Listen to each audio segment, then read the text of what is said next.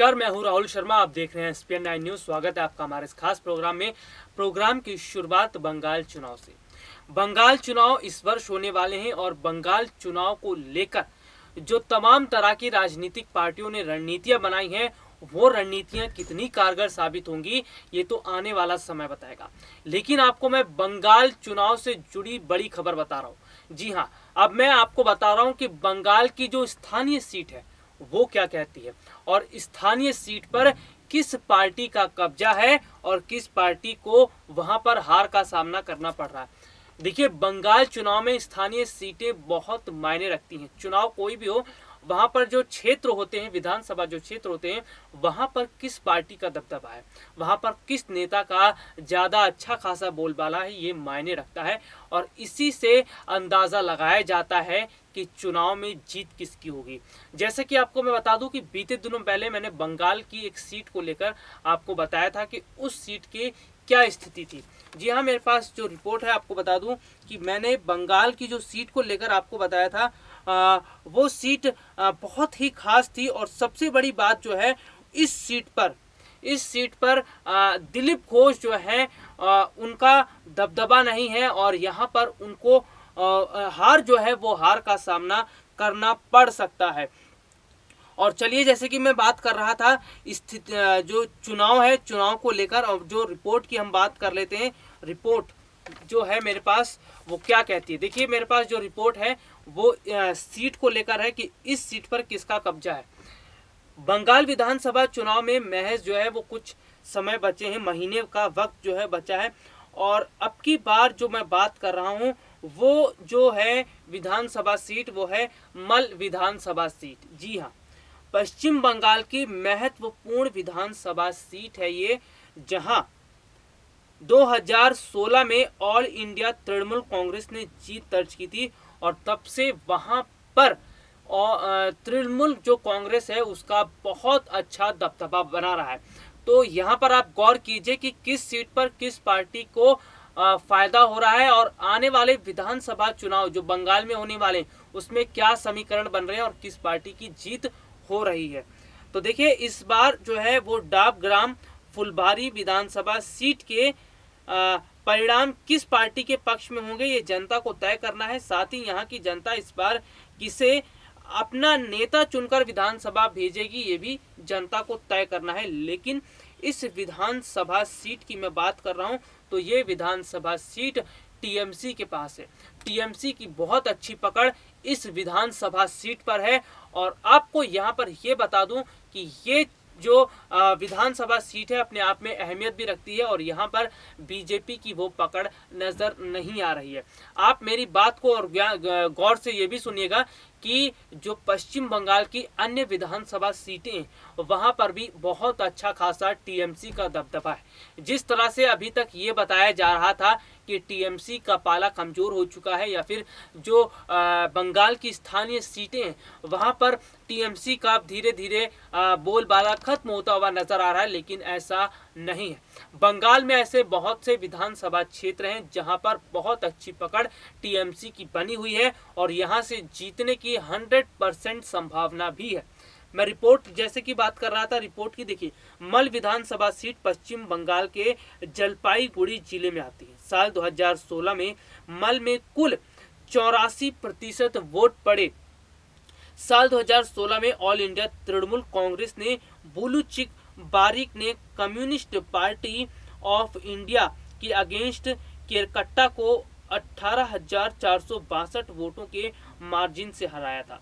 आप अंतर भी देखिए कि कितना बड़ा अंतर है और टीएमसी का कितना अच्छा बोलबाला है यहाँ पर।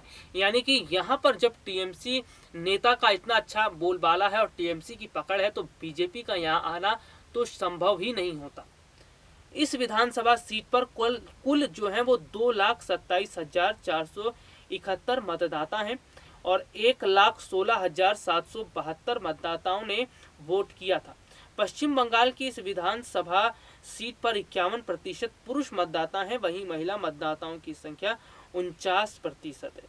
यानी कि अगर देखा जाए तो महिला जो वोटर्स हैं उनकी जो वो है कमजोरी, महिला वोटर्स जो हैं उनकी भी स्थिति कमजोर नहीं है, बराबर है। भले ही पुरुषों का जो वोट प्रतिशत है वो 1-2% ज़्यादा है, लेकिन महिलाओं का वोट परसेंट भी बहुत अच्छा है।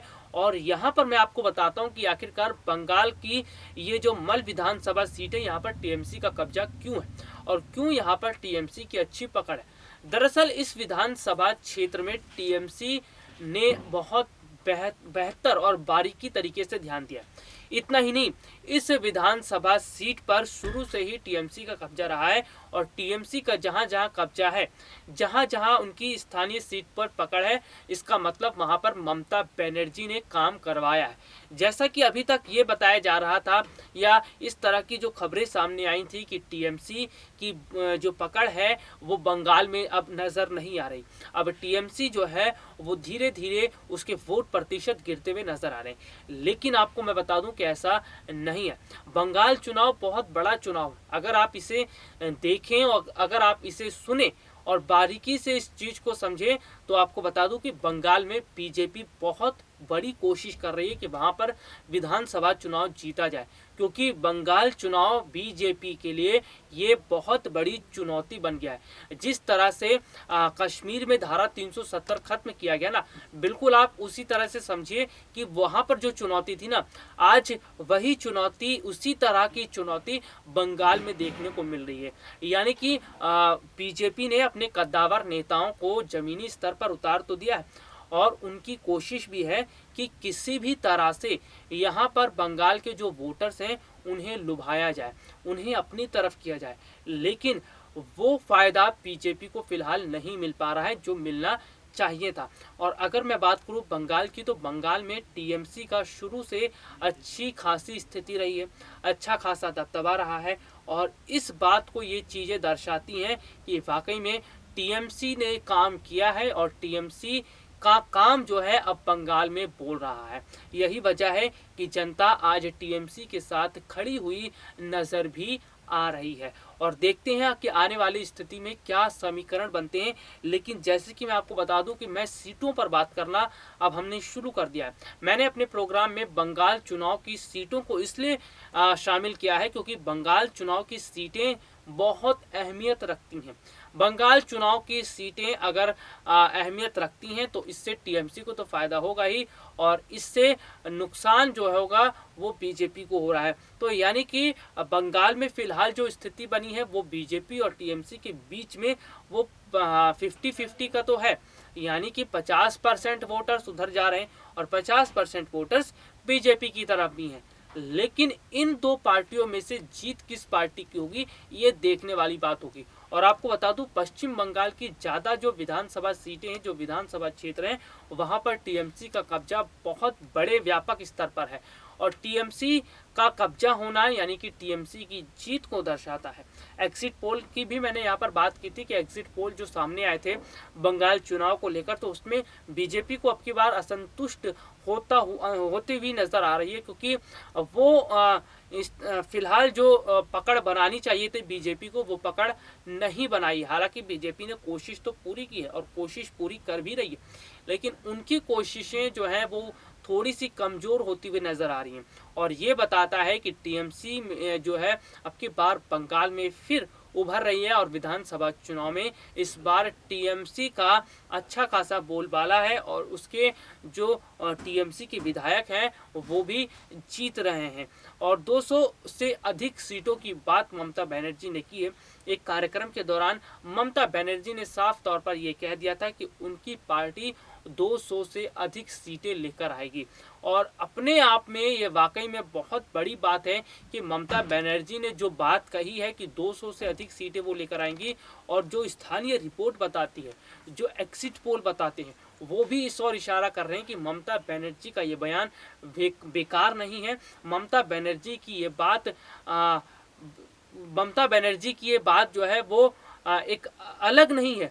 जो बात फैक्ट पर उन्होंने बात की 200 विधानसभा जो 200 से अधिक सीटों की, वो यहाँ पर ममता बनर्जी को मिलती हुई नजर आ रही है। यानी कि बंगाल के लोग आज ममता दीदी के साथ खड़े हुए हैं और बीजेपी को अभी और इंतजार करना पड़ेगा। यानी कि बीजेपी की स्थिति उतनी मजबूत नहीं है जितना दिखाने की कोशिश बीजेपी की तरफ से की जा रही है। हालांकि बीजेपी ने अपने कई कद्दावर नेताओं को जमीनी स्तर पर तो उतार दिया है, लेकिन यहाँ पर देखने वाली बात होगी कि क्या आने वाले समय में बीजेपी और कोशिशें करती है या नहीं। और फिलहाल तो टीएमसी का बोलबाला बंगाल में दिख रहा है। फिलहाल के लिए आज मुझे इजाजत दीजिए, नमस्कार।